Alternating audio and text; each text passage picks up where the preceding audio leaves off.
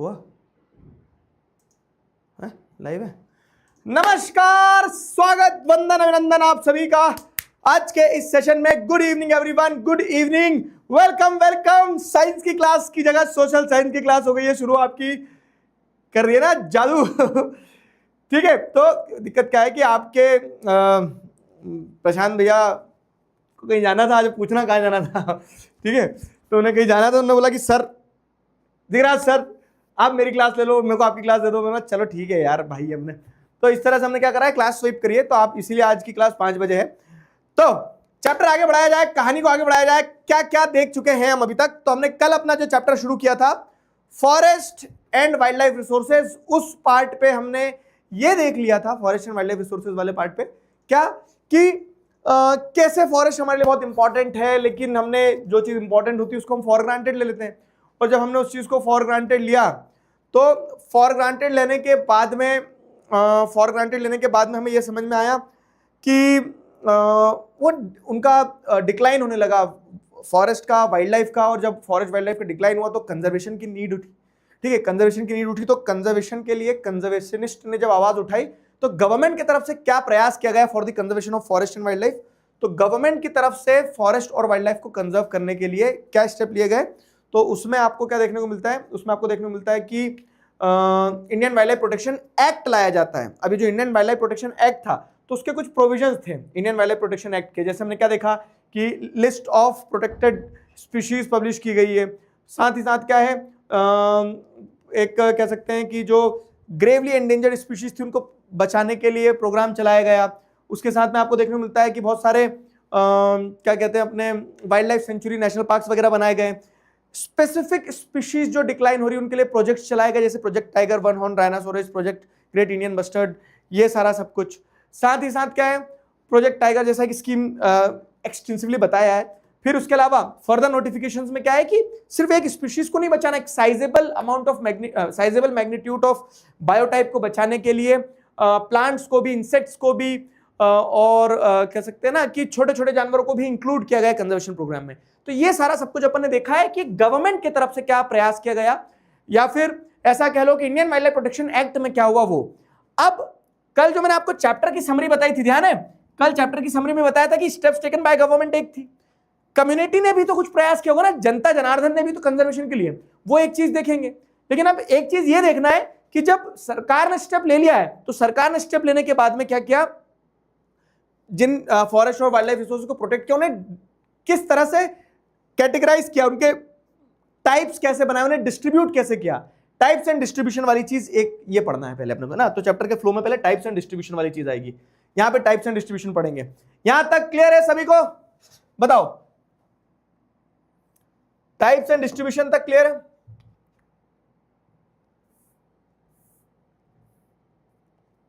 बताइए, क्लियर है?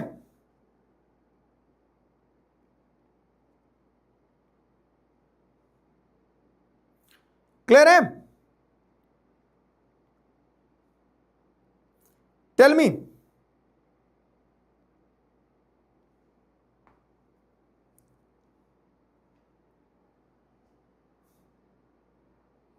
Tell me fast.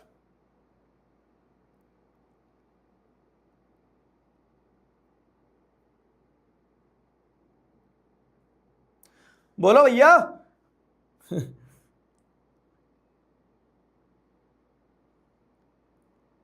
Very good. 9th वाले बच्चे बताओ, मैथ्स पढ़ रहे हैं खूब धड़ल्ले से। 9th की क्या ना, बुक नहीं आई है, 9th की अभी बुक नहीं आई है, तो वो धड़ल्ले से मैथ्स पढ़ रहे हैं। चलो, types and distribution of forest and wild life. First lecture नहीं देखा तो मैंने इसलिए रिकैप करवा दिया। देखो 3 लेक्चर का तो चैप्टर है, उसमें भी तुम आधे चैप्टर का बैकलॉग बना लोगे तो फिर कैसे चलेगा मेरे दोस्त, ऐसे कैसे देश की उन्नति होगी।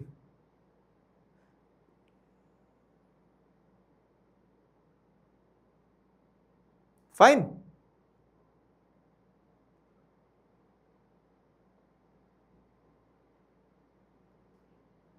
आ जाओ। कहानी शुरू की जाती है types and distribution of forest and wildlife resources के साथ।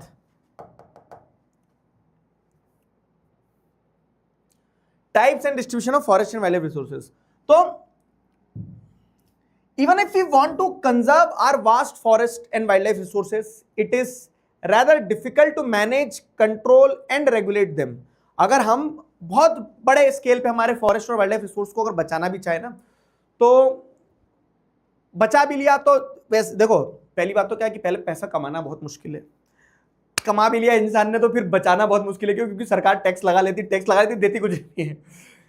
तो वही है, बड़ा कॉम्प्लेक्स सा मैटर है मेरे दोस्त। तो सबसे पहले तो फॉरेस्ट और वाइल्ड लाइफ रिसोर्सेज को बचाना भी है आपको, ठीक है। फॉरेस्ट और वाइल्ड लाइफ रिसोर्सेज को आपने बचा भी लिया अगर, तो बचाने के बाद में उसको टाइप्स एंड डिस्ट्रीब्यूट में कंजर्व करना कि कौन से जंगल ज्यादा सेंसिटिव है कौन से नहीं है, वो तो भी अपने आप में एक चैलेंज है, वो भी अपने आप में एक टास्क है, ठीक है। तो even if we want to conserve our vast forest and wildlife resources, it is rather difficult to manage, control and regulate them, ठीक है। तो अगर आपने कंजर्व कर भी लिया, बचा भी लिया, तो it is very difficult to manage them, control them, ठीक है। तो इसीलिए फॉरेस्ट के अलग अलग टाइप्स और उनको अलग अलग टाइप्स में डिस्ट्रीब्यूट किया गया है। तो types and distribution of forest resources अगर हम देखेंगे, तो types and distribution of forest resources की अगर हम बात करें, तो टाइप्स एंड डिस्ट्रीब्यूशन क्या है फॉरेस्ट रिसोर्सेज का, कि इन इंडिया, ठीक है, in India much of its forest and wildlife resources are either owned और managed by the government through forest department और अदर गवर्नमेंट डिपार्टमेंट, ठीक है। इंडिया में आपको देखने को मिलता है कि फॉरेस्ट और वाइल्ड लाइफ रिसोर्सेज जो है, तो आइदर या तो गवर्नमेंट के द्वारा ओन किया जा रहा है, या फिर दूसरे गवर्नमेंट के जो फॉरेस्ट डिपार्टमेंट्स वगैरह होते हैं उनके द्वारा। मतलब जंगल का मालिक कौन, पता है 9th में आपने पढ़ा है ना वाला चैप्टर, कि सुरंतको समिंस का जो समिंस चैलेंज था, जिसमें वो क्या बोलता था, जावा वाला, अगर ध्यान हो हिस्ट्री में एक चैप्टर पढ़ के आए थे, पढ़ा था सुरंतिको समिन का क्या चैलेंज था। सुरंतिको समिन ने गवर्नमेंट को यही बोला कि वो भाई तुम ये पेड़ के पापा क्यों बन रहे हो, तुमने नहीं लगाया पेड़, सरकार के पास में जंगल पे कब्जा सरकार करके रखती है, तो इसका मतलब ये नहीं कि जंगल सरकार के हो गए, तो नेचुरल रिसोर्सेज हैं, ठीक है। ये नदी, ये पहाड़, ये जंगल, ये पक्षी, ये पौधे, ये सब हमें प्रकृति से मिले हैं, तो इसका कोई मालिक नहीं हो सकता है। ये है कि तुम नौकर हो, तुम्हें मैनेज करना है, वो समझ में आया। तो वैसे ही लेकिन हमारे देश में वही सिस्टम है क्या कि इंडिया में जैसे देखेंगे तो most of the forest and wildlife resources are either owned और managed by the government through forest department, ठीक है। तो गवर्नमेंट के द्वारा ही इनको ओन किया जाता है, मैनेज किया जाता है through forest departments. These are classified under the following categories, और इस हिसाब से अगर आप देखोगे तो इन रिसोर्सेज को फॉलोइंग कैटेगरीज के अंदर क्लासिफाई किया जाता है। और वो कैटेगरीज क्या है, वो कैटेगरीज जैसे अगर हम देखें तो सबसे पहले टाइप्स एंड वही टाइप्स की बात करें ना, तो कुछ जंगलों को रिजर्व्ड फॉरेस्ट कहा गया है, समझे। रिजर्व फॉरेस्ट कौन से होते हैं, रिजर्व फॉरेस्ट कुछ जंगलों को रिजर्व फॉरेस्ट की कैटेगरी में डाला गया है। तो रिजर्व फॉरेस्ट वो फॉरेस्ट का हिस्सा है जिसे सरकार के द्वारा रिजर्व कर दिया गया है, पैक कर दिया गया है, ठीक है। Reserve forest are the part of forest which are reserved by the government. क्यों, अब देखो सिंपल सी चीज है, जैसे हम बोलते हैं ना कि टेबल रिजर्व कर दिया होटल में, सीट रिजर्व कर दी, तो रिजर्वेशन का ऑब्जेक्टिव ये होता है something which is meant exclusively for someone, है ना। मतलब वीआईपी होता है रिजर्व वीआईपी चीज ही होती है वैसा वाला, है ना। अब वही आप यहां समझोगे, तो जो सबसे अच्छा फॉरेस्ट था, सबसे अच्छा फॉरेस्ट मतलब क्या है, जो फॉरेस्ट एरिया सबसे अच्छा है, तो more than half of the total forest land has been declared as the reserved forest, ठीक है। आधे से ज्यादा फॉरेस्ट लैंड को रिजर्व्ड फॉरेस्ट की कैटेगरी में डाल दिया गया है, आधे से ज्यादा फॉरेस्ट लैंड को रिजर्व्ड फॉरेस्ट की कैटेगरी में डाल दिया गया है। मतलब वो ऐसा जंगल है जो जंगल मोस्ट वैल्यूएबल है, जिस जंगल को आप किसी भी तरह से नुकसान नहीं पहुंचा सकते हो, वो रिजर्व्ड फॉरेस्ट की कैटेगरी में आएगा। Reserved forest are regarded as the most valuable as far as the conservation of forest and wildlife resources are concern, ठीक है। रिजर्व्ड फॉरेस्ट को सबसे ज्यादा वैल्यूएबल माना जाता है क्योंकि उसके अंदर उतनी अच्छी क्वालिटी के पेड़ होंगे, ठीक। तो कुल मिला के पहली कैटेगरी को हम क्या बोल सकते हैं, जो A1 क्वालिटी है, ठीक है, जो A1 क्वालिटी का प्रोडक्ट है, जिसको आपको प्रिजर्व करना ही करना है, जिसमें वैल्यूएबल टिम्बर है, वाइल्ड लाइफ बहुत अच्छी है। तो पूरी कंट्री का जितना भी फॉरेस्ट एरिया है ना, जैसे मान लो ये 100% फॉरेस्ट एरिया है, तो इस 100% फॉरेस्ट एरिया का, ठीक है, 100% फॉरेस्ट एरिया का 50% हिस्सा जो है, 50% हिस्सा जो है वो रिजर्व फॉरेस्ट की कैटेगरी में आता है, ठीक है। इस टोटल फॉरेस्ट एरिया का 50% फॉरेस्ट एरिया रिजर्व फॉरेस्ट की कैटेगरी में आएगा, समझ गए। टेल मी,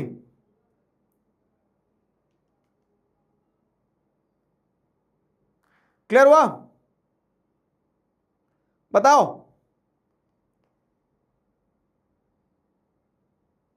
अरे समझे कि नहीं?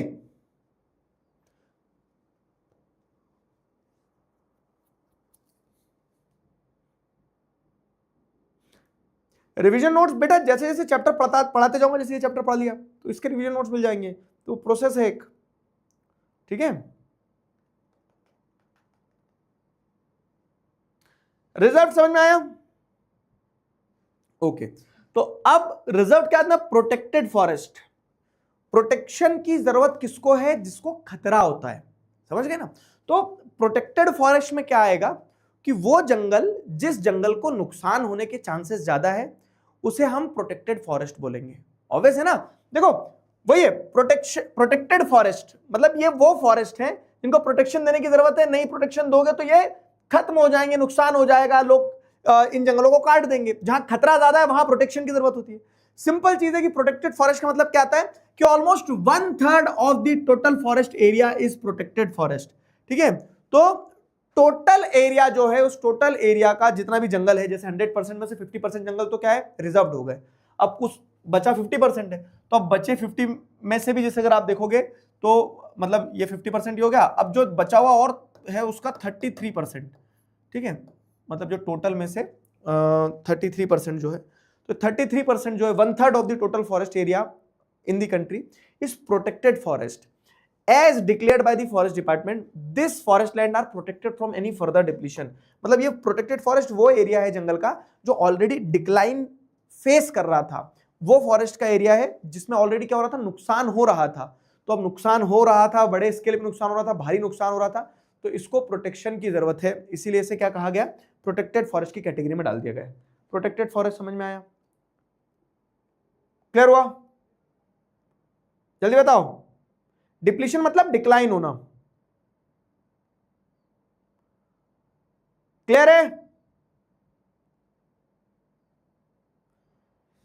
ठीक है, ये प्रोटेक्टेड फॉरेस्ट हो गया। अब तीसरा क्या, देखो आपने जो सबसे वैल्यूएबल फॉरेस्ट थे उनको रिजर्व फॉरेस्ट की कैटेगरी में डाल दिया। जो ऐसे फॉरेस्ट थे जिनको क्या है? Further protection, those forest which needed further protection from the depletion, कि और खत्म ना हो जाए, इसके लिए इनको बचाने की जरूरत है, तो वो आपने प्रोटेक्टेड फॉरेस्ट की कैटेगरी में डाल दिया। अब तीसरी चीज जो है तो वो है अनक्लास्ड फॉरेस्ट। अनक्लास्ड फॉरेस्ट का मतलब क्या होता है? अनक्लास्ड मतलब होता है कि जो ओपन फॉरेस्ट है उन्हें अनक्लास्ड फॉरेस्ट की कैटेगरी में डाला जाएगा, ठीक है। अनक्लास्ड फॉरेस्ट कौन से? तो these are the other forest and wastelands belonging to both government and private individuals and communities, ठीक है। तो जो सरकार को और कह सकते हैं ना, जो मतलब ऐसा कि जो जैसे नॉर्थ ईस्ट में अगर आप जाओगे तो नॉर्थ ईस्ट में आपको देखने को मिलेगा कि नॉर्थ ईस्ट में ओपन फॉरेस्ट होते हैं। Open forest in the sense कि वहां पे वो फॉरेस्ट, जैसे मतलब मेरे एक नॉर्थ ईस्ट में फ्रेंड है, तो वो क्या बोलते हैं कि दिखराज सर चलो आपको हम अपने जंगल दिखाते हैं। मतलब अपने जंगल दिखाते हैं मतलब कि इंसान के पास में खेत होता है, इंसान के पास में बगीचा होता है, इंसान के पास में ये कह सकता है इंसान ज्यादा से ज्यादा कि चलो मेरा एक प्लांटेशन फील्ड है पूरा का पूरा, इंसान बोलता है मेरे पास पूरा पूरा जंगल है ना। तो केस क्या है कि अनक्लास्ड फॉरेस्ट और ओपन फॉरेस्ट का मतलब क्या होता है कि these are other forest and wastelands belonging to both government private individuals. मतलब वो जिन जंगलों में आप आ जा सकते हो, जिन जंगलों में रिस्ट्रिक्शंस नहीं है, जिन जंगलों में बहुत ज्यादा स्ट्रिक्ट कंट्रोल नहीं है, गवर्नमेंट नहीं है, इंडिविजुअल्स के भी हो सकते हैं, उन्हें अनक्लास्ड फॉरेस्ट कहा जाता है। अनक्लास्ड फॉरेस्ट समझ में आया? बताओ। उन्हें अनक्लास्ड फॉरेस्ट कहा जाता है। रिजर्व्ड और प्रोटेक्टेड में डिफरेंस ये बता दिया बाबू। रिजर्व्ड तो क्या है ना कि जो मोस्ट वैल्यूएबल था वो रिजर्व की कैटेगरी में है, उसको तो आपने बचा के रख लिया है। प्रोटेक्टेड उसको बनाएंगे जो डिप्लीट हो रहा था, जिसका नुकसान हो रहा था। तो भैया ऐसा है ना कि जैसे वही है कि आपके सबसे अच्छे खिलाड़ी हैं, तो आपके सबसे अच्छे खिलाड़ी को तो आपने रिजर्व करके रखा कि ये तो सबसे अच्छे खिलाड़ी है। कुछ ऐसे खिलाड़ी है जिनका परफॉर्मेंस खराब हो रहा था, तो आप उनको प्रोटेक्शन देते हो कि नहीं नहीं यार इसको सुधार करना है ना। तो प्रोटेक्टेड फॉरेस्ट वो है कि जिनमें डिक्लाइन हो रहा था उनको फिर प्रोटेक्टेड की लिस्ट में डाल दिया। और open forest are for the general public, ठीक है, विच आर ओन्ड एंड कह सकते हैं which belong to both government and private, तो अनक्लास्ड फॉरेस्ट ओपन फॉरेस्ट की कैटेगरी में आ जाएंगे। अब क्या है ना कि इनमें भी एक कैटेगरी और बनती है कि जो रिजर्व्ड और परमानेंट फॉरेस्ट है, ठीक है, तो they are referred as sorry reserved और प्रोटेक्टेड फॉरेस्ट जो है they are referred as permanent forest. क्यों परमानेंट क्यों लिखा? देखो अनक्लास्ड फॉरेस्ट हो सकता है कि मेरे जंगल है तो मैंने धीरे धीरे उनको काटना शुरू कर दिया गवर्नमेंट की परमिशन लेके, है ना। सागवान के पेड़ लगाते हैं लोग, फॉरेस्ट बनाते हैं, तो वो लोग काटते भी अपने जंगल, जंगल की कटाई हो जाती है पूरी, है ना, वो जंगल की पूरी कटाई हो जाती है। तो वही चीज यहाँ आपको समझना है कि रिजर्व्ड एंड प्रोटेक्टेड फॉरेस्ट जो है तो they are referred as permanent forest, ठीक है, उन्हें परमानेंट फॉरेस्ट कहा जाता है। क्यों? क्योंकि ये ऐसे फॉरेस्ट है जो पूरे खत्म नहीं होंगे कभी भी। रिजर्व तो आपने मोस्ट वैल्यूएबल और प्रोटेक्टेड फॉरेस्ट जो उसको इसीलिए प्रोटेक्शन दिया ताकि वो और डिप्लीट ना हो। तो ये ऐसा फॉरेस्ट है, रिजर्व्ड और प्रोटेक्टेड दोनों को एक साथ मिलाओगे तो you will get permanent forest, ठीक है। तो ये परमानेंट फॉरेस्ट कहलाते हैं, ठीक है। तो reserved and protected forest are also referred to as permanent forest. States maintain for the purpose of producing timber and other forest produce and protective reasons, ठीक है। तो ये परमानेंट फॉरेस्ट इसलिए भी जरूरी है क्योंकि ये मल्टीपल पर्पसेस फुलफिल करते हैं आपके, जैसे टिम्बर मिलेगा आपको, फॉरेस्ट प्रोड्यूस मिलेगा, ठीक है, और प्रोटेक्टिव रीजंस क्योंकि और नुकसान ना हो, तो इसीलिए इन्हें परमानेंट की कैटेगरी में डाला जाता है।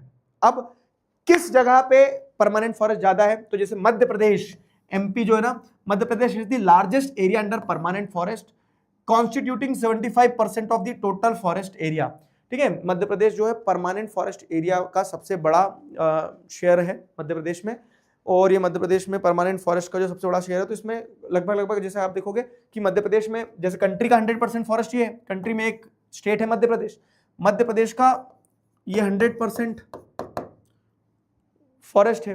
तो मध्य प्रदेश के 100% फॉरेस्ट में से 75% फॉरेस्ट जो है वो या तो रिजर्व्ड है या फिर प्रोटेक्टेड फॉरेस्ट है। तो इसीलिए कहा जा रहा है कि 75% ऑफ दी परमानेंट फॉरेस्ट जो है, 75% of the forest is permanent in Madhya Pradesh, है ना, परमानेंट फॉरेस्ट की कैटेगरी में जाता है। तो Madhya Pradesh has the largest area under permanent forest constituting 75% of its total area.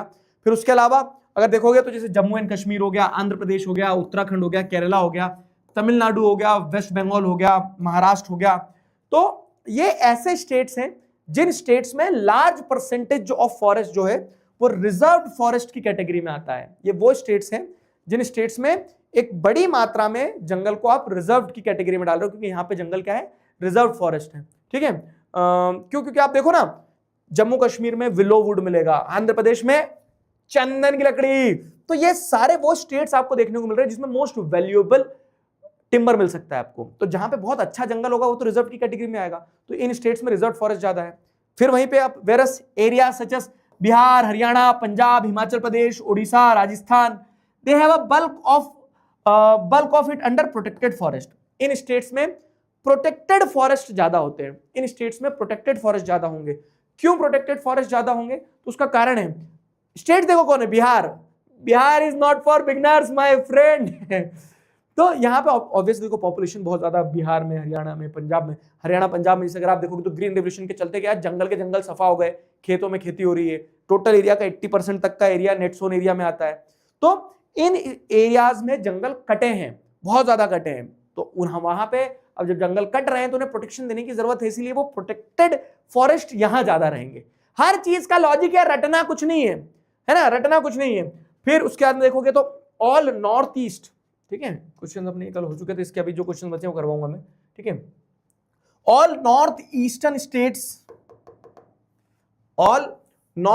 States and parts of Gujarat have a very high percentage of their forest as unclassed forest managed by local communities।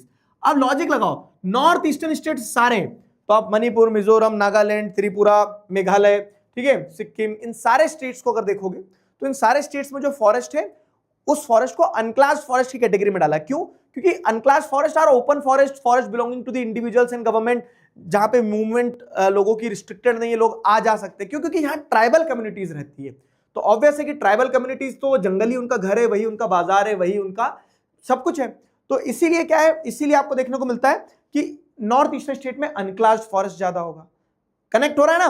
तो इस तरह से क्या क्या पढ़ा अपन ने, अगर मैं एक बार रिकैप करवाऊं आपको, तो हमने क्या क्या पढ़ा बाबू, हमने 2-3 चीजें समझी कि सबसे पहले अगर आप देखोगे तो टाइप्स एंड डिस्ट्रीब्यूशन में 3 तरह के फॉरेस्ट है, रिजर्व फॉरेस्ट मोस्ट वैल्यूएबल जहां मिलेगा, दूसरा रिजर्व के बाद में प्रोटेक्टेड फॉरेस्ट जहां पे फर्दर डिप्लीशन से प्रोटेक्ट करना है उन्हें, और तीसरा आपको देखने को मिलेगा क्या कि फर्दर डिप्लीशन से प्रोटेक्शन के बाद में तीसरा आपको देखने को मिलता है कि क्या बोलते हैं अपने इसको, ओपन फॉरेस्ट जो अनक्लास्ड फॉरेस्ट, ठीक है, जो कि इंडिविजुअल्स और गवर्नमेंट के द्वारा है। अब रिजर्व और प्रोटेक्टेड दोनों को मिला के इसको हम परमानेंट फॉरेस्ट की कैटेगरी में डालेंगे, क्योंकि ये वो फॉरेस्ट एरिया है जो रहेगा, आदि अनंत काल तक रहेगा, क्योंकि कंजर्वेशन के पर्सपेक्टिव से, प्रोटेक्टिव रीजंस के पर्सपेक्टिव से, टिम्बर्स के पर्सपेक्टिव से ये इंपॉर्टेंट एरिया है। मध्य प्रदेश ऐसा स्टेट है जिसमें largest percentage of forest is permanent forest. Madhya Pradesh में आप क्या देखोगे, 75% जो है वो परमानेंट फॉरेस्ट की कैटेगरी में आता है। समझ गए? फिर उसके बाद मध्य प्रदेश में ये हो गया। फिर हमने स्टेट वाइज क्लासिफिकेशन देखा, तो जैसे आंध्र प्रदेश, कश्मीर, उत्तराखंड, ये ऐसे स्टेट्स हैं जहां पे वैल्यूएबल टिम्बर मिलता है ना, तो इसीलिए इसे क्या किया जाता है, वैल्यूएबल टिम्बर मिलता है, इसीलिए इसे रिजर्व फॉरेस्ट की कैटेगरी में डाल दिया जाता है। फिर दूसरा, जैसे अगर आप देखोगे तो आपको क्या देखने को मिलता है कि बिहार, हरियाणा, पंजाब, हिमाचल प्रदेश, उड़ीसा, राजस्थान, ये प्रोटेक्टेड फॉरेस्ट की कैटेगरी में आएंगे, इन स्टेट्स में जो जंगल है। नॉर्थ ईस्टर्न स्टेट्स में ओपन फॉरेस्ट आएंगे। ठीक है, चलो ये अपन ने पढ़ा है। अब इस क्वेश्चन का आंसर दो। Arrange the following categories of forest in India from the largest to the smallest in terms of area and choose the correct option. ठीक है, सबसे ज्यादा फॉरेस्ट क्या है, फिर क्या है, फिर क्या है, बताना है आपको। मैं तुम्हें बताया था कितना शेयर कहां पे है, कौन से फॉरेस्ट का है। इसमें ना ऑप्शन में गड़बड़ी हुई है थोड़ी सी, ऑप्शन समझ लेना, ए बी सी डी है ना, ए बी सी डी, ऐसे ही ऑप्शन वो ऊपर नीचे लिख दिए थे, नहीं तो गच्चा हो जाता। चलो भाई आंसर बताओ, आंसर बताओ, what do you guys think?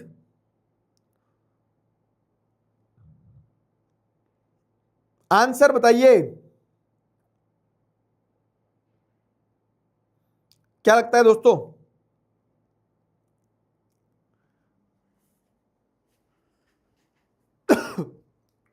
पोल नहीं गया क्या? गया गया।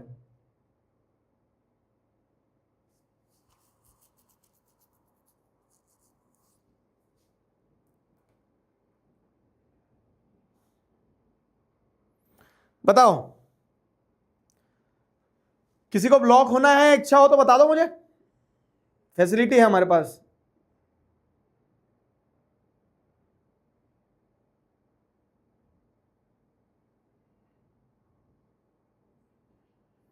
ब्लॉक करने की भी बताइए। C is the right answer, yes perfectly right, C C C.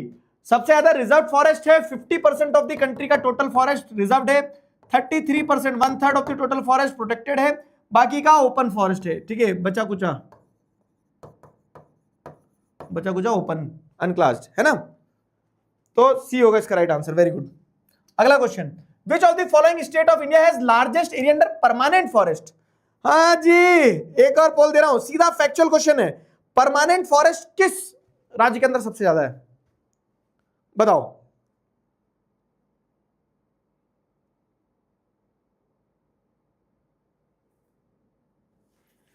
Permanent forest किस राज्य के अंदर सबसे ज्यादा है? परमानेंट फॉरेस्ट का मतलब क्या होता है? परमानेंट फॉरेस्ट का मतलब होता है reserve forest plus protected.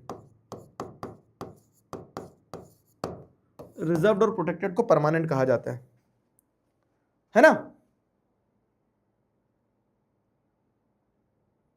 Clear है?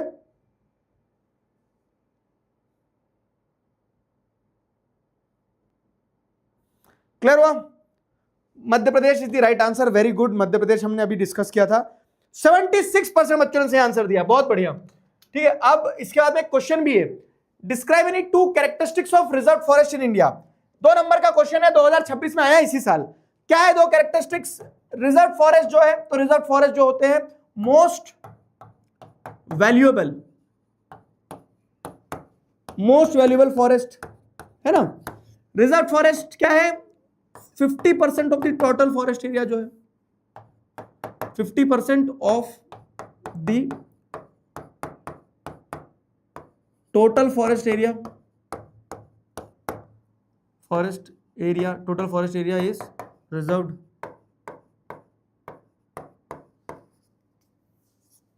ओ सॉरी, इज, हाँ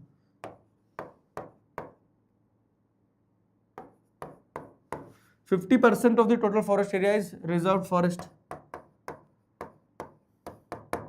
समझ गए? चलो क्लियर हुआ?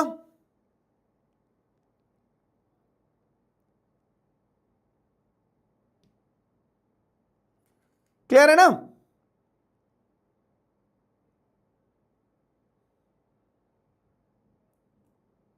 क्लियर है?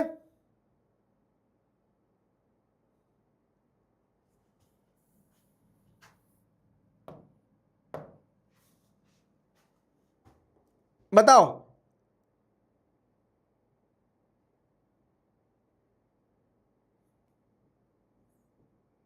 बढ़िया। तो ये अपन ने पूरा पढ़ लिया है। हमने गवर्नमेंट के द्वारा क्या स्टेप्स लिया कंजर्वेशन का वो समझ लिया। हमने ये देख लिया कि कम्युनिटी के सॉरी टाइप्स एंड डिस्ट्रीब्यूशन कैसे किया वो देख लिया। अब हम बात करते हैं कि कम्युनिटी के द्वारा क्या प्रयास किया गया for the conservation of forest and wildlife resources. मतलब कि जो जनता होती है वो ये ना कि आप सरकार के भरोसे बैठे रहो, सरकार आपके भरोसे बैठे रहे, ना आपने कुछ किया ना सरकार ने कुछ किया, तालियां। तो इसीलिए एट टाइम्स हमने देखने को मिला कि फॉरेस्ट और वाइल्ड लाइफ के कंजर्वेशन की जब बात आई है, तो फॉरेस्ट और वाइल्ड लाइफ के कंजर्वेशन की जब बात आई है तो उस बात में communities also have played a very important role. ठीक है, तो कम्युनिटी एंड कंजर्वेशन वाला पार्ट यहां से उठेगा कि अलग अलग लेवल पे जो कम्युनिटीज रही हैं, सोसाइटी का जो सेक्शन रहा है, समाज जो रहा है, तो समाज ने भी एक महत्वपूर्ण भूमिका निभाई है फॉरेस्ट के वाइल्ड लाइफ के कंजर्वेशन में, है ना। तो कम्युनिटी एंड कंजर्वेशन, तो conservation strategies are not new in our country. Conservation strategies जो हैं वो हमारे देश में नई नहीं है।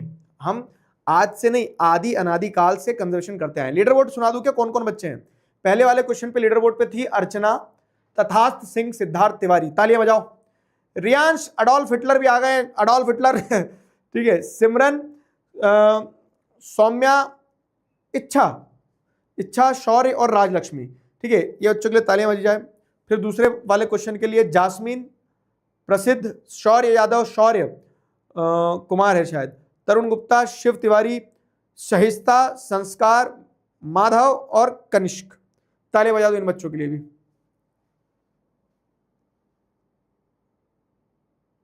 ठीक है, 2 क्वेश्चन थे यहाँ। हिस्ट्री के रिवीजन नोट्स डाउनलोड नहीं हो रहे हैं, एक बार मैं चेक करवाता हूँ, रुक जाओ। ऐसे कैसे नहीं हो रहा है? मीनिंग ऑफ एरे मतलब क्या होता है? वास्ट फॉरेस्ट जो होते हैं ना, फैले हुए जंगल, जंगलों को एरे भी कहा जाता है।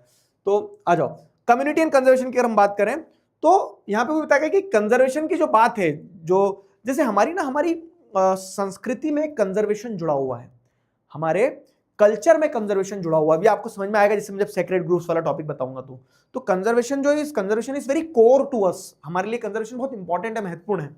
फाइन, हमारे लिए कंजर्वेशन बहुत इंपॉर्टेंट है, बहुत महत्वपूर्ण है। Conservation is very core to us. और सुनो मेरी बात, मैं अभी बता दे रहा हूं, आज ये चैप्टर अपना कंप्लीट हो जाएगा, मतलब एक आधा का टॉपिक रहेगा भी तो उसको कल उठा लेंगे, और कल इस चैप्टर का डाउट सॉल्विंग भी लगे हाथ कर देंगे। अब डाउट सॉल्विंग के साथ साथ में मैंने तुम्हें डब्ल्यूपीपी दे चुका हूं, किसकी?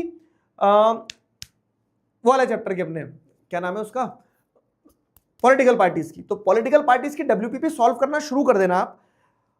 अगली डाउट सॉल्विंग जो होगी, जो कि जैसे मंडे में होगी ना, समर वेकेशन के बाद में मंडे में जो होगी, तो उस डाउट सॉल्विंग में वो डब्ल्यूपीपी सॉल्व कर लोगे तो उसका वो कर लेंगे डिस्कशन, और उसी का डाउट सॉल्विंग भी कर देंगे, पावर शेयरिंग का।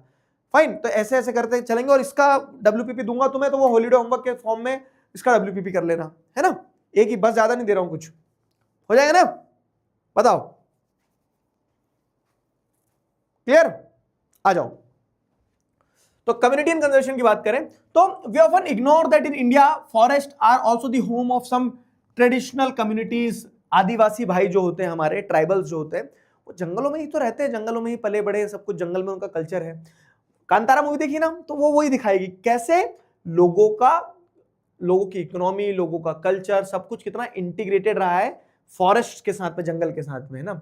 इन सम एरियाज ऑफ इंडिया, मतलब इंडिया के आप कुछ एरियाज में अगर आप देखोगे तो local communities are struggling to conserve these habitats along with government officials, recognizing that only this will secure their own long term livelihood.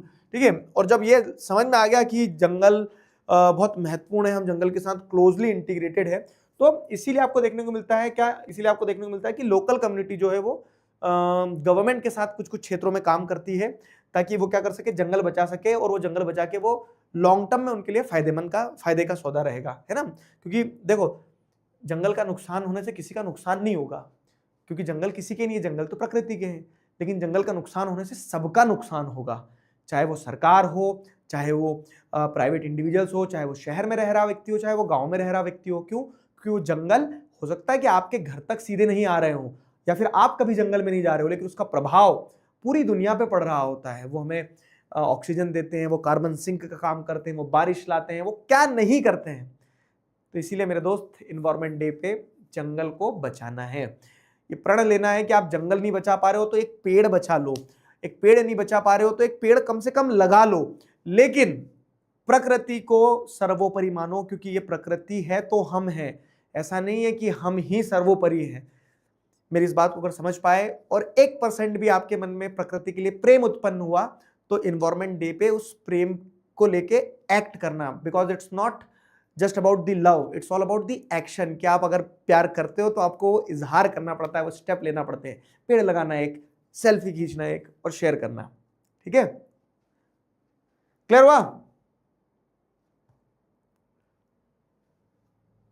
Clear है? महत्वपूर्ण चीज बताई मैंने, ध्यान रखना।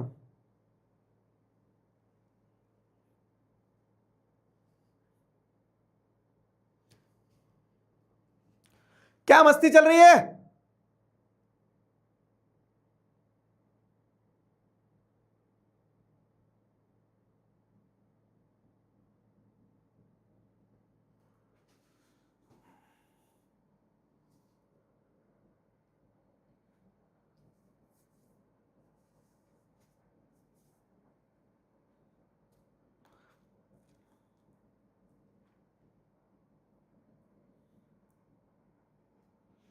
चलो, तो अब जैसे अगर हम बात करें क्या, तो communities plays a very important role in the conservation programme. तो अब कम्युनिटीज ने क्या किया कंजर्वेशन के लिए? तो यहां सीधा क्वेश्चन बनता है, जैसे बताया ना कि गवर्नमेंट ने क्या किया, तो अपन ने Indian wild life protection act के अंदर 1 2 3 4 पॉइंट्स बना दिए। तो वैसे कम्युनिटीज ने क्या किया कंजर्वेशन के लिए, तो उसमें 5 पॉइंटर बनते हैं। तो पहला पॉइंटर ये रहा, ठीक है, 5 पॉइंटर्स बनते हैं। पहला पॉइंटर ये रहा कि सरिस्का टाइगर रिजर्व है राजस्थान में, ठीक है, राजस्थान में। तो सरिस्का टाइगर रिजर्व के वहां पे क्या है ना, villagers have fought against the mining by citing the wildlife protection act.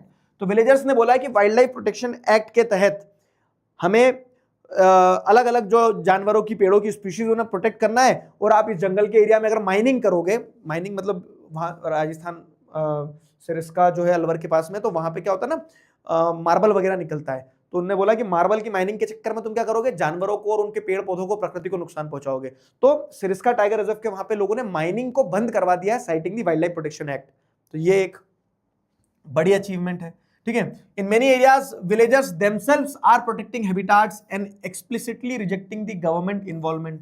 बहुत सारी जगह में क्या है, विलेजर्स खुद जो है वो क्या करते हैं, बहुत सारी जगह पे विलेजर्स खुद जो है वो they themselves are protecting the habitat and explicitly rejecting the government involvement. तो वो सरकार का इन्वॉल्वमेंट नहीं होने दे रहे हैं, वो खुद ही अपना जंगल खुद बचा ले रहे हैं। तो ये एक एग्जाम्पल है, ये पहला point.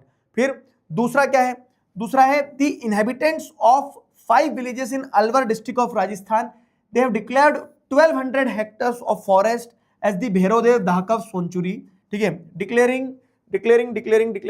declaring their own set of rules and regulations which do not allow hunting and are protecting the wildlife against any outside encroachments। दूसरा पॉइंट ये आ गया कि अलवर डिस्ट्रिक्ट ऑफ राजस्थान जो है, वहां पे 5 गांव के लोगों ने मिलकर 1200 हेक्टर लैंड जो है ना, 1200 हेक्टर ऑफ लैंड जो है, उस लैंड को उन्होंने क्या डिक्लेयर कर दिया, 1200 हेक्टर लैंड को उन्होंने 1200 हेक्टर्स ऑफ फॉरेस्ट लैंड जो, उसको भैरवदेव धाकव सेंचुरी डिक्लेयर कर दिया है कि ये तो भगवान की जमीन है एक तरह से। अब भगवान की जमीन है तो आप वहां पे पेड़ नहीं काट सकते हो, जानवर को नहीं मार सकते हो, जंगल को खराब नहीं कर सकते हो। तो ये दूसरा स्टेप है, कम्युनिटी इन्वॉल्वमेंट देखने को मिल रहा है ना, ये दूसरा स्टेप है जहां पे आपको कम्युनिटी इन्वॉल्वमेंट देखने को मिल रहा है कि कैसे communities plays a very important role, कैसे communities plays a very important role in conservation. तो हमने एक देखा सरिस्का टाइगर रिजर्व में उन्होंने माइनिंग बंद करवा दी। दूसरा हमने देखने को मिल रहा है कि 5 विलेजेस के लोगों ने आके एक साथ 1200 हेक्टर लैंड को भैरवदेव धाकव सेंचुरी डिक्लेयर करके वहां पे they have their own set of rules, ठीक है, उनके अपने सेट ऑफ रूल्स होते हैं जिसके चलते वो क्या करते हैं, हंटिंग अलाउ नहीं करते हैं, वाइल्ड लाइफ को प्रोटेक्ट करते हैं नहीं आउटसाइड एनक्रोचमेंट से। 2 पॉइंट हो गए। अब तीसरा पॉइंट क्या है जो कम्युनिटी ने किया है वो है चिपको मूवमेंट। ठीक है, the famous Chipko movement in Himalayas has not only successfully resisted deforestation in several areas but has also shown that community afforestation with indigenous species can be enormously successful।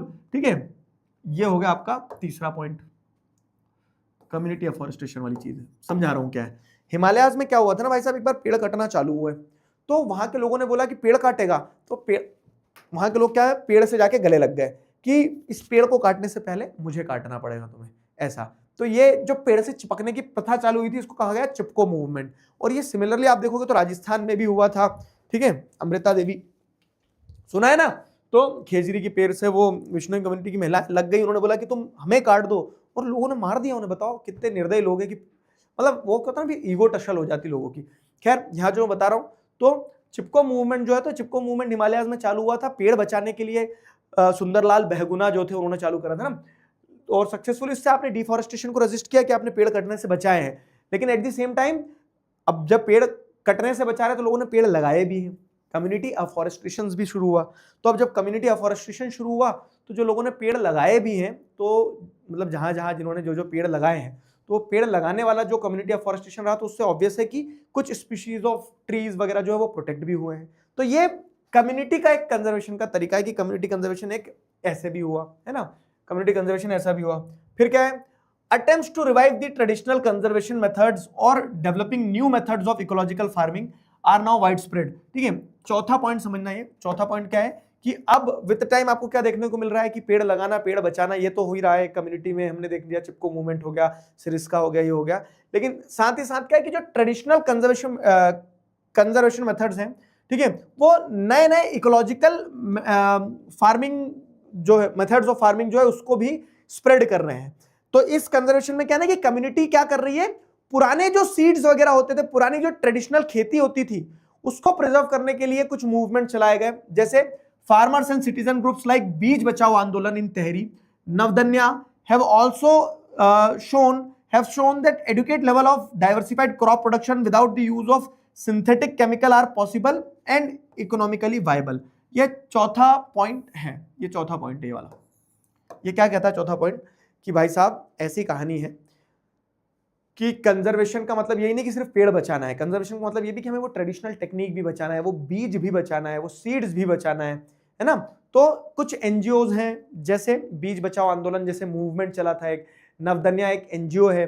तो इन्होंने क्या करा ना, इन्होंने ये बताया कि आप बहुत ज्यादा केमिकल फर्टिलाइजर यूज मत करो, आप क्या कर सकते हो, ट्रेडिशनल फार्मिंग प्रैक्टिसेस की मदद से भी आप क्या कर सकते हो, जो ट्रेडिशनल स्पीशीज ऑफ प्लांट्स हैं, सीड्स हैं, उन्हें बचा सकते हो। तो ये चौथा पॉइंट हो गया आपका बीज बचाओ आंदोलन और नवदन्या वाला। ठीक है, चौथा पॉइंट समझ में आ गया, बताओ, ये चौथा पॉइंट हो गया। फिर उसके बाद क्या है, in India joint forest management JFM, in India joint forest management programme furnished a good example for involving local communities in the management and restoration of degraded, ठीक है, फॉरेस्ट। ये क्या हो रहा है ये समझना कि जैसे अगर आप देखोगे तो इंडिया में जॉइंट फॉरेस्ट मैनेजमेंट करके JFM करके एक प्रोग्राम चलाया गया, और इस JFM वाले प्रोग्राम में आपको क्या देखने को मिलता है, जॉइंट फॉरेस्ट मैनेजमेंट वाले प्रोग्राम में, कि नाम समझो, जॉइंट फॉरेस्ट मैनेजमेंट। जॉइंट मतलब क्या है, जॉइंट मतलब वो नहीं जो तुम सोच रहे हो, ठीक है, जॉइंट मतलब मिक्स होना। ठीक है, तो यहां पे जॉइंट कौन कौन हो जाएंगे, गवर्नमेंट प्लस सरकार होगी और पब्लिक, या फिर कॉमन पीपल, है ना। ये जॉइंट हो गया, जॉइंट फॉरेस्ट। तो फॉरेस्ट तो समझते हो, management,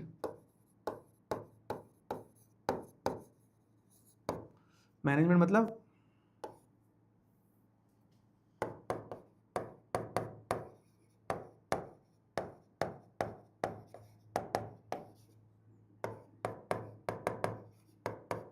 they are managing jointly. तो जॉइंट फॉरेस्ट मैनेजमेंट का सिंपल कंसेप्ट ये है कि ये भी एक तरीका है कि कैसे community can play a very important role in conservation. तो Odisha was the first state जिस स्टेट ने क्या किया ना, इसको इनिशिएट किया था, जिसमें सरकार और सरकार के साथ में जनता, पहले क्या होता था, जैसे जनता जो है जंगल काट के ले जाएगी और सरकार पुलिस ऑफिसर लगाई ये वो कि जंगल को बचाना है, ये चलता था सिस्टम। लेकिन अब ऐसा सिस्टम चलेगा कि जनता, जैसे होता है ना क्लास में जो सबसे बदमाश बच्चा रहता है उसको मॉनिटर बना दो, मस्ती कौन करेगा, अब तो मॉनिटर बन गया वो। तो सरकार जनता के साथ हाथ मिलाती है कि हमें मिलके जंगल बचाना है। जनता सोचती है हम तो जंगल को नुकसान पहुंचाने वाले थे, हमें हमसे बोल रहे कि जंगल बचाना है, हमें क्या मिलेगा? तो सरकार ये बोलती है कि आप जंगल बचाओ, अपन जंगल बचाते हैं और फिर उसके बाद में जब शेयर होगा, मतलब मान लो कि फिर जब सिस्टमेटिक, देखो पेड़ को भी क्या ना काटने का एक तरीका रहता है जिसको टिम्बर फार्मिंग बोलते हैं। टिम्बर फार्मिंग क्या है कि आप फसल लगाते हो, पेड़ बड़ा होता है, फिर उसको काटते हो, नई फसल भी लगती है। तो अगर एक बैलेंस बना के पेड़ों की कटिंग हो रही है तो नुकसान नहीं पहुंचाएगी। तो वही चीज यहाँ पे आपको देखने मिलती है कि जॉइंट फॉरेस्ट मैनेजमेंट में क्या हो रहा है। जॉइंट फॉरेस्ट मैनेजमेंट में ये हो रहा है कि सरकार और पब्लिक दोनों साथ में जंगल बचाएगी, और जब सक्सेसफुल हार्वेस्ट होगी, जो नॉन टिम्बर प्रोडक्ट्स होंगे, जैसे फल फूल चाहिए तो फल फूल सरकार ही दे देती है लोगों को कि अपन कोलैबोरेशन कर लेते हैं कि आप जंगल में जाओगे तो ये ऐसे प्रोडक्ट्स ला सकते हो जिससे नुकसान ना हो जंगल को, है ना। तो जॉइंटली गवर्नमेंट और गवर्नमेंट के साथ साथ में क्या कॉमन पीपल जो है, तो they save and protect the forest and wildlife. तो इसी को जॉइंट फॉरेस्ट मैनेजमेंट कहा गया है, ठीक है। तो जॉइंट फॉरेस्ट मैनेजमेंट एक प्रोग्राम है जो कि एक अच्छा एग्जांपल है for involving local communities in the management and restoration of degraded forest, ठीक है। तो जो डिग्रेडेड फॉरेस्ट है, डिग्रेडेड फॉरेस्ट मतलब जिसको नुकसान हो गया है उसको अगर बचाए रखना है, उसको प्रिजर्व करना है, तो आप लोकल कम्युनिटी के साथ साथ सरकार को इन्वॉल्व कर लो, इससे जंगल बच जाएंगे, है ना, इससे जंगल बच जाएंगे। तो वो वाली चीज यहाँ पे बताई गई है।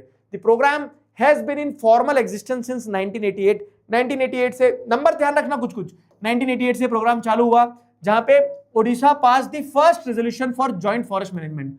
ओडिशा ने पहला रेजोल्यूशन पास किया था जॉइंट फॉरेस्ट मैनेजमेंट के लिए। Odisha became the first state जिसने जनता को इंक्लूड करके जंगल बचाया, है ना। तो JFM depends on the formation of local village institutions that undertake the protection activity mostly on degraded forest and land managed by the forest department.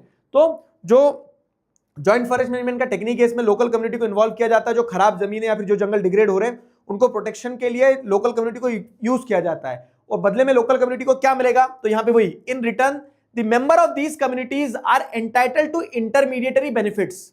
Intermediary benefits क्या है कि जंगल ने सभ्यताएं पाल दी है मेरे दोस्त। तो जैसे नॉन टिम्बर फॉरेस्ट प्रोडक्ट्स हो गया, जिसमें हनी आ गया, फ्रूट्स आ गए, जड़ी बूटियां आ गई, ये सारी चीजें, मेडिसिनल प्लांट्स आ गए, है ना, ये सब उनको ले सकते हैं जंगल से जाके वो, ठीक है। Non timber forest produce and share in the timber harvest by successful protection. और अगर आपने सक्सेसफुली कुछ फॉरेस्ट को प्रोटेक्ट कर लिया है तो जब बाद में वो फॉरेस्ट की कटिंग होगी, है ना, हार्वेस्टिंग तो होती है, नया फॉरेस्ट बनता है, उसको पुराने काटते हैं, तो उसमें उनको शेयर भी मिलेगा अगर प्रोटेक्टेड फॉरेस्ट रहेगा। तो ये था joint forest management. Joint forest management समझ में आया? बताओ, tell me fast.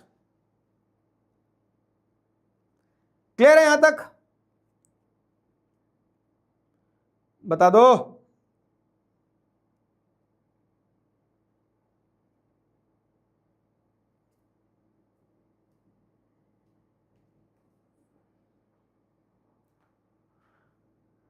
Joint forest management,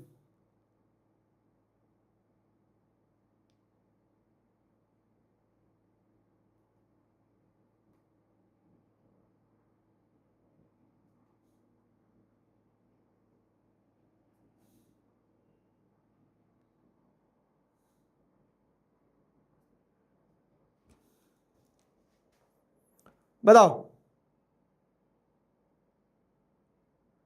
ए बेटा रोहन, ब्लॉक कर दूंगा मैं, यहां क्लास में मस्ती नहीं।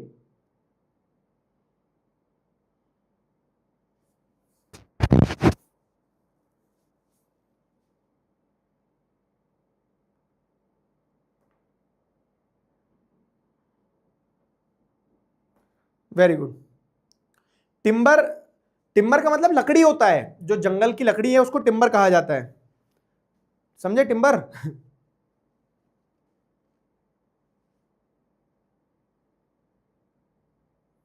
क्लियर है?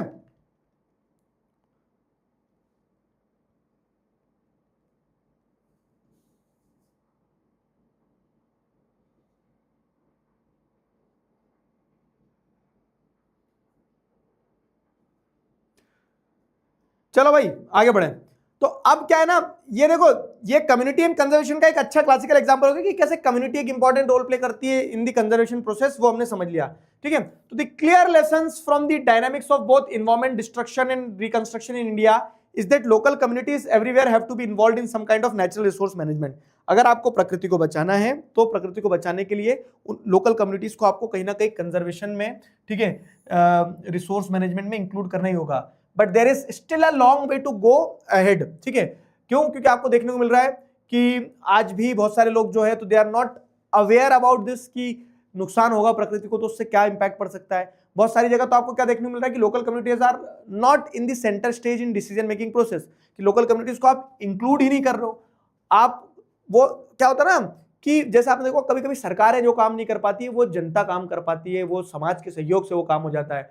किसी कॉलोनी में रोड बनाना है, रोड नहीं बन रहा है वहां, तो जब उस कॉलोनी में रोड नहीं बन रहा है तो सरकार के बाहरों से कब तक बैठे रहोगे? लोग अपने अपने घरों से थोड़ा थोड़ा पैसा चंदा इकट्ठा करते हैं, रोड बना डालते हैं. तो केस क्या है? केसेस की लोग जो हैं तो अगर जिम्मेदारी ले लें तो लोग जिम्मेदारी लें तो वो बड़े बड़े काम कर सकते हैं. बट द थिंग इज कि आपको उसके लिए क्या समझना होगा? आपको उसके लिए समझना होगा कि आप एटलीस्ट पहले क्या करके लाओ, कम्युनिटीज को सेंटर स्टेज पे लेके आओ in the decision making processes. It is very important कि आप लोगों को एम्पावर तो करो, तभी तो वो कंजर्व कर पाएंगे. मतलब एक बच्चा बोल रहा है कि मुझे क्लास में मॉनिटर बनना है, ठीक है, लेकिन और मैं क्लास में डिसिप्लिन ले आऊंगा. वो डिसिप्लिन लाने के लिए आ तो रहे, लेकिन जब तक आप उसको बैच नहीं दोगे, आप उसको पावर्स नहीं दोगे, रिस्पॉन्सिबिलिटी नहीं दोगे, तो कैसे काम चलेगा?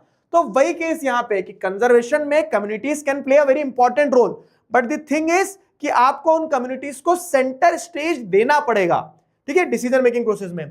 एक्सेप्ट ओनली दोज इकोनॉमिक और डेवलपमेंटल एक्टिविटीज, ठीक है, that are people centric, environment friendly and economically rewarding. ठीक है, नहीं मतलब इसमें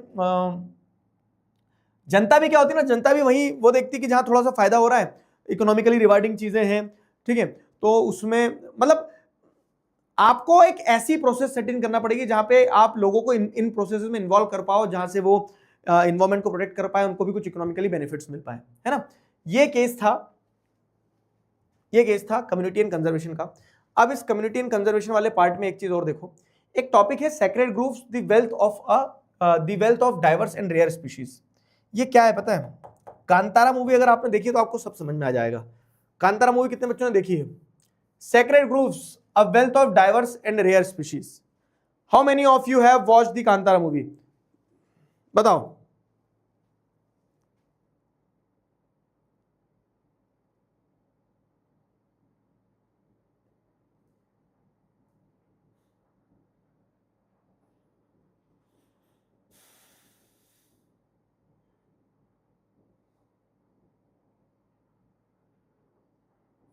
बताओ.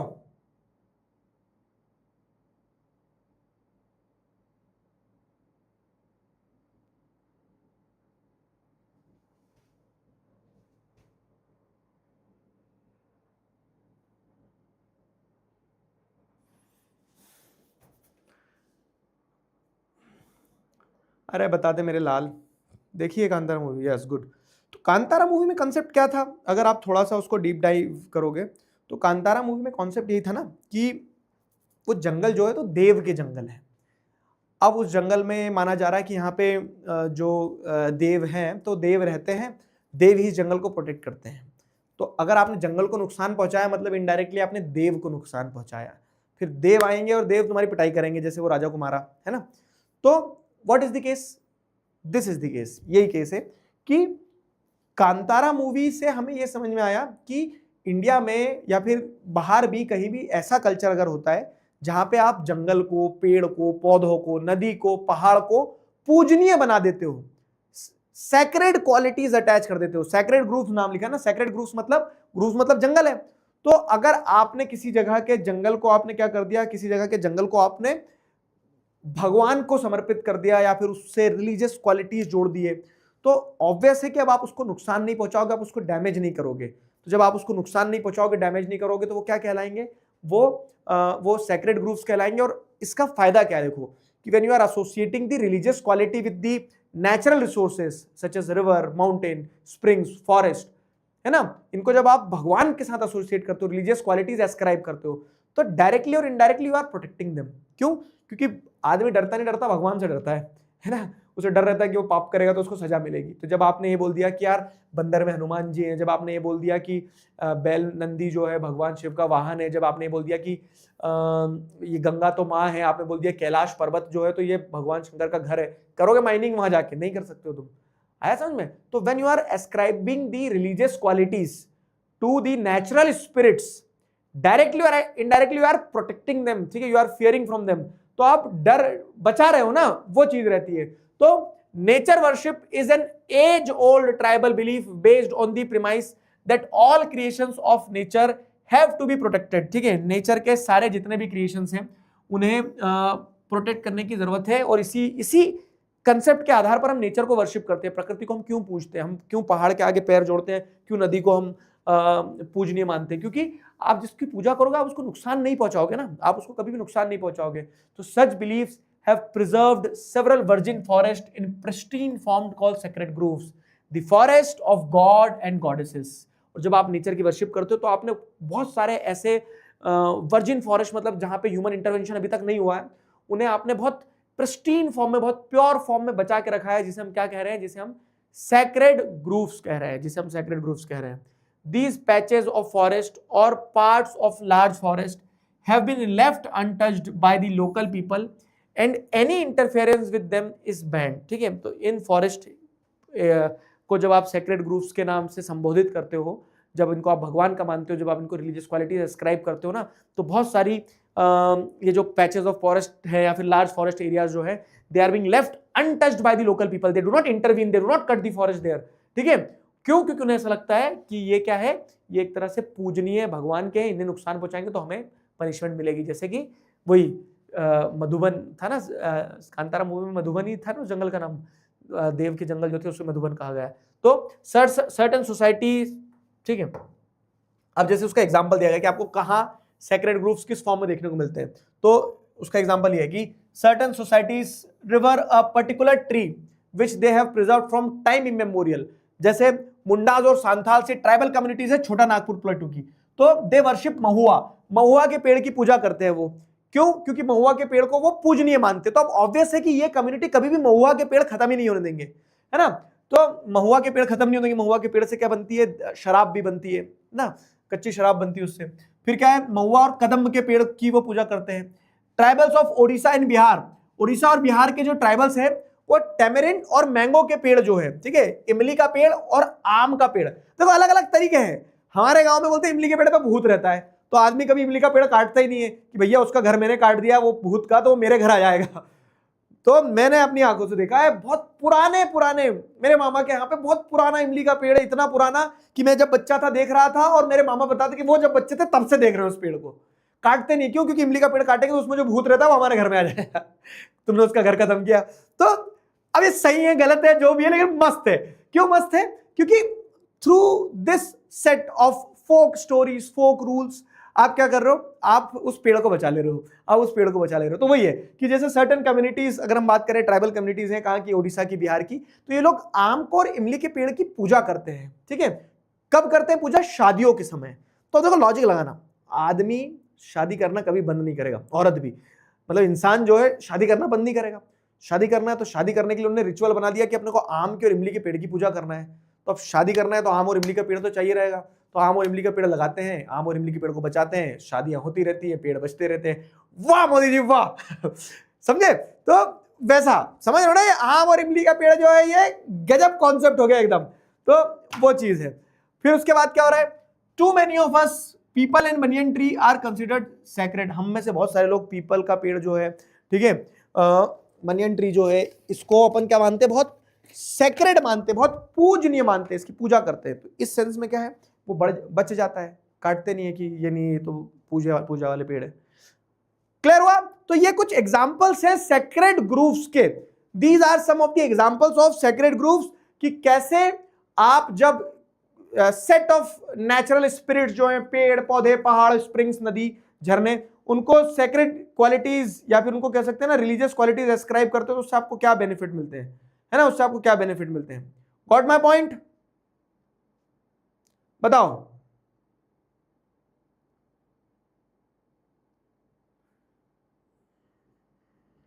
क्लियर है ना? बस लास्ट पैराग्राफ पे छुट्टी कर रहा हूं। वैसे आप देखोगे तो और क्या है, Indian society comprises several cultures, each with its own set of traditional methods of conserving nature and its creation, ठीक है। तो हमारी समाज के स्तर पर भी आप देखोगे तो अलग अलग समाज में अलग अलग लोगों ने क्या अलग अलग रूल्स बना के रखे हैं जिससे आप वो नेचर को प्रोटेक्ट करते हो। तो sacred qualities are often ascribed to springs, mountains, mountain peaks, plants and animals which they closely protect. तो वही है कि पेड़ को, पहाड़ को, पौधे को, जानवर को हम कुछ कुछ रिलीजियस क्वालिटीज एस्क्राइब करते हैं। जैसे आप देखेंगे तो troops of macaques and langurs around many temples, मंदिरों के पास में बंदरों का झुंड रहता है और बंदर, सारे बंदर हष्ट पुष्ट है, ऐसे हैं कि तुम्हें मुक्का मार देंगे तो फेंक देंगे उठा के। क्यों? क्योंकि उन बंदरों को फीड किया जाता है ये मान के कि बंदर जो है भगवान का अवतार है, हनुमान जी का अवतार है। तो क्या हो रहा है यहाँ, समझ में आया क्या हो रहा है यहाँ पे? आप सेक्रेड क्वालिटीज जब एस्क्राइब कर रहे हो, मतलब जब आप क्या सेक्रेड क्वालिटीज एस्क्राइब करना मतलब कि आप जब उसको पूजनीय मान रहे हो, तो आप जब पूजनीय मान रहे हो तो आप उसको बचा ले रहे हो। तो बहुत सारे मकाउस और लंगूर जो मंदिर के आसपास रहते हैं, मस्त लाल लाल हो रहे थे, पड़े रहते हैं, खा रहे होते हैं, है ना, तो वो प्रिजर्व हो रहे हैं वहां पे। They are fed daily and treated as a part of temple devotees, है ना, भगवान का ही हिस्सा माना जाता है उन्हें। In and around the Bishnoi villages in Rajasthan, Rajasthan में कम्युनिटी रहती है बिश्नोई कम्युनिटी। फाइन, अब ये जो बिश्नोई कम्युनिटी जो होती है, तो इन बिश्नोई कम्युनिटी के मतलब ये they are such a nature worshipping community, ठीक है, कि उनके घरों में बिल्लियां आ रही हैं, बिल्लियां वो जो दूध वो पीते हैं उसी दूध में बिल्ली भी दूध पी ले रही है, ठीक है। ब्लैक बक जो होता है चिंकारा, ठीक है, if you know it you know it, Salman Khan को बेटर पता है। तो ये ब्लैक बक जो है, तो उस ब्लैक बक को ये अपने बच्चे की तरह मानते हैं। मैंने देखा है माएँ अपने स्तन से उन हिरण के बच्चों को दूध पिलाती है। तो अब वो क्या ना, वो उनका इंटीग्रल पार्ट बन गया। मोर उनके घरों में घूम रहे होते हैं, ठीक है। Nilgai and peacock can be seen in as the integral part of the community and nobody harms them, और कोई नुकसान नहीं करता, उन्हें प्रोटेक्ट करता, और जो उन्हें नुकसान पहुंचाता है ये उनके पीछे लग जाते हैं, ठीक है। तो आपको क्या समझ में आया यहाँ पे आपको क्लियर कट तरीके से समझ में आ रही कहानी कि क्या लॉरेंस बिश्नोई भाई, तो क्लियर कट तरीके से कहानी समझ में आ रही कि कैसे आदमी जो है कंजर्वेशन में एक महत्वपूर्ण भूमिका निभाता है। कंजर्वेशन के लिए इंसान जो है वो महत्वपूर्ण भूमिका निभाता है, कम्युनिटी इंपॉर्टेंट रोल निभाती है जब आप उसको रिलीजियस क्वालिटीज एस्क्राइब कर देते हो, जब उसको आप पूजनीय मानने लगते हो। तो समझे? आ जाओ इसी बात पे इस क्वेश्चन का आंसर दो जरा फटाक से, बस खत्म कर रहे हैं क्लास।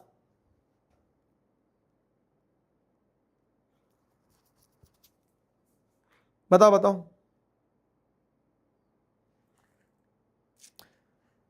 असर्शन दिया गया, the famous Chipko movement in Himalaya successfully registered deforestation in several areas. Reason दिया गया है, through this community afforestation campaign with indigenous species was made enormously successful. Chipko movement deforestation,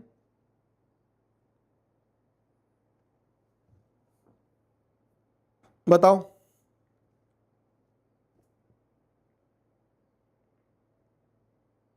अच्छे से ऑप्शन देखना और फिर सेलेक्ट करना। कितने चली अच्छे से ऑप्शन देखना और फिर सेलेक्ट करना।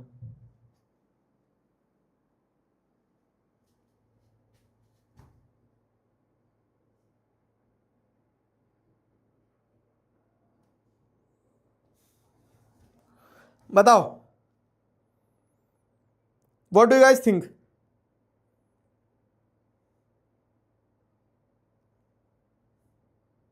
ऑप्शन देखना फिर सेलेक्ट करना।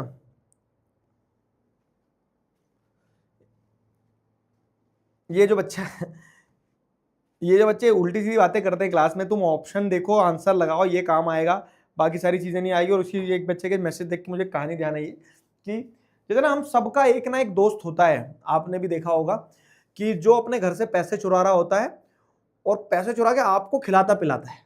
आपको पता है कि पैसे चुरा के ला रहा है बेटा, बदमाश से पकड़ा जाएगा तो पिटेगा किसी दिन ये। और जब आप उससे बोलते हो ना कि यार तू पैसे चोरी करके लाया हो, यार मस्ती कर रहे हैं अपन, तो आपसे क्या बोलता है कि आम खाना, गुटली क्यों गिन रहा है? आप भी सोचते ठीक है मेरे घर से थोड़ी चुरा रहा है, उसके घर से चुरा रहा है, और आप भी उसके साथ एंजॉय कर रहे होते हो फुल। लेकिन ध्यान रखना, जिस दिन वो पकड़ा जाएगा, तो ऐसा रहता है ना कि जिस दिन अगर किसी एक गुनाहगार को पकड़ा जाता तो उसके जहां जहां गुनाह की लिंक जुड़ी होती है उन सबकी फील्डिंग सेट होती है। तो तुम भले ही उसके पैसे चुराने में हिस्सेदार नहीं थे, लेकिन वो चुरा के जो पैसे लाया था और जो तुम खा रहे थे उसके तो हिस्सेदार थे, तुम्हारी भी फील्डिंग सेट होना तय है। तो डर का माहौल बनाए रखना अपने मन में कि गलत का साथ देना भी गलत करना ही होता है। ए नहीं बाबू, बी है। देखो चिपको मूवमेंट सक्सेसफुली रेजिस्ट करता है डिफॉरेस्टेशन को इन माउंटेन एरियाज, क्योंकि इसके थ्रू कम्युनिटी अफॉरेस्टेशन कैंपेन के थ्रू आपने बहुत सारी स्पीशीज को सक्सेसफुली बचा लिया है। ठीक है, identify the state related with the Chipko movement. Chipko movement से रिलेटेड कौन सा स्टेट है? उत्तराखंड है, सिंपल है। Fine. Which of the following reasons did the bees Bachao आंदोलन ऑफ फार्मर्स बिगिन? ठीक है, बीज बचाओ आंदोलन मूवमेंट कहां बिगिन हुआ, ये बताओ, ये अच्छा क्वेश्चन है। रीड बिटवीन द लाइंस, बारीक चीजें पढ़ना होगी, वहां मिलेगा आपको ये। चिपको मूवमेंट जो है, सॉरी, बीज बचाओ आंदोलन जो है वो किस क्षेत्र में हुआ था? उत्तराखंड के। उत्तराखंड के में हुआ था, चलो ये भी बता दिया मैंने। पिछले वाले क्वेश्चन का लीडर बोर्ड देखते हैं, वो पहले आंसर तो देखें, पिछले वाले क्वेश्चन में कितने परसेंट बच्चों ने दिया था सही। रिजल्ट मात्र 41% बच्चों ने। तुमने देखा नहीं, वहां पे नॉट पहले वाले में था और सब धड़ धड़ कूद गए उस पे। क्या गुंडा बनोगे यार तुम? बी था उसका राइट आंसर। इसका राइट आंसर क्या है, इसका बताओ। देखो, बीज बचाओ आंदोलन क्या है? ट्रेडिशनल सीड्स को कंजर्व करने के लिए मूवमेंट चलाया गया तहरी। ठीक है, तहरी में ये मूवमेंट चला था, तहरी रीजन में। तहरी इसका बी राइट आंसर होगा। अभी देखते कितने परसेंट बच्चों ने दिया है। सेक्रेड ग्रुप्स पे जैसे अब ये पैसेज बेस्ड क्वेश्चन आया, पैसेज बेस्ड क्वेश्चन का खेल क्या है ना, कि आपके बुक का ही पार्ट है, अगर बिना पढ़े भी पढ़ोगे तो बनना चाहिए। How do sacred group show the interconnectivity of spirituality and ecology? तो आप क्या बताते हो? आप इसका आंसर मन से लिख सकते हो। यहां ढूंढते बैठोगे तो आप बच्चे नहीं हो कि जो बीच में से एक लाइन यहां से अंडरलाइन कर दूंगा, ये वाला आंसर ही होगा इसका।